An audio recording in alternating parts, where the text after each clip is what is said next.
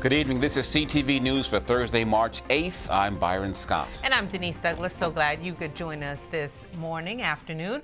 More controversy in the Prince George's school system. This time involves allegations for unauthorized pay raises. Patricia Vallone spoke at length with the county executive today. She joins us now with the details on what's going on. Patty, what is going on here? Well, it was a very interesting conversation today. There's still more calls for the CEO to be fired.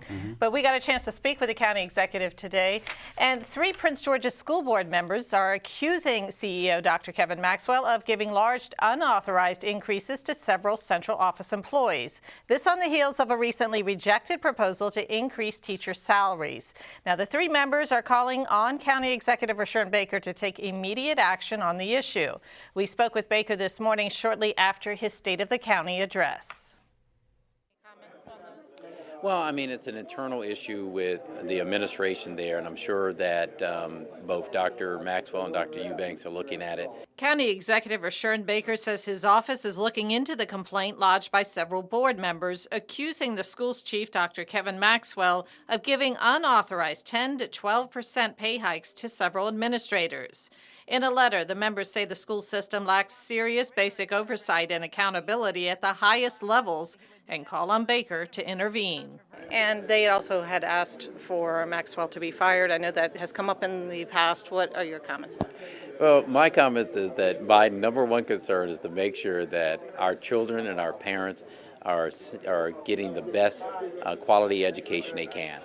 And any individual, whether it's someone in a classroom or someone driving a bus, that is not moving toward that. We want to make sure that that person is no longer in our school system. The letter also points to reports of raises for Maxwell's cabinet and concerns of how those increases are viewed by other school system employees, especially teachers who were recently denied raises. You have 100% support behind Dr. Maxwell at this point? Oh, at this point, you know, I haven't seen anything that, that has happened in our school system that would cause me to believe that Dr. Maxwell is not moving our school system in the right direction. The head of the county's teachers union is also investigating the allegations. Now, gubernatorial candidate Ben Jealous is now calling on Baker to fire the school's chief. Governor Larry Hogan called for the same thing last month. Does he still support Maxwell? Well, it's not very clear from the interview today. He usually comes out and he says he strongly supports him. And he's actually said that a lot of the calls to oust him have been political, but we didn't hear that from him today. Okay. Thank you, All right. Patty. Well, thank you very much. Well, former Obama administration staffer Paul Montero is running for county executive. The Prince George's native is a graduate of Howard University Law School. At the core of his campaign is education, especially early ed. We talked to Montero about the latest controversy surrounding the district. Some board members allege that central office employees received large pay hikes at the same time pay raises for teachers were rejected.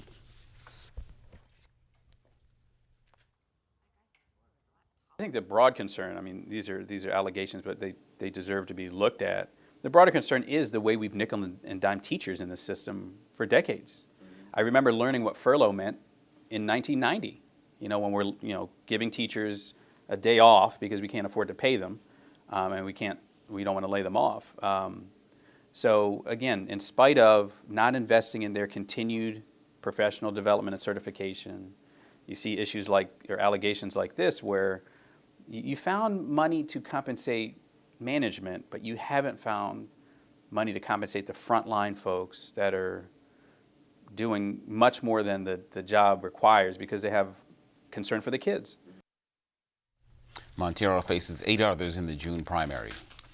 The push to raise the minimum wage in the state continued today. Several organizations and lawmakers rallied to show support for this issue in Annapolis. State Senator Richard Madaleno and Delegate Shelley Heddleman have introduced legislation to increase the hourly wage from $10.10 to $15 by 2023. Supporters say the $10.10, which takes effect in July, isn't in keeping with inflation and leaves too many workers struggling to make ends meet.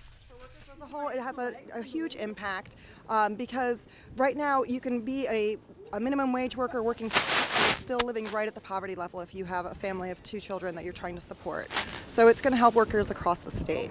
I'm optimistically hopeful, as always. You know, there's a lot of momentum this year, more so than I've seen in the past. It is really a crucial time. It's election season, so that doesn't, that has an impact as well. Legislature debated a $15 minimum wage bill in each past 2 sessions, but those measures never got out of the committee. A hearing on the issue was held today.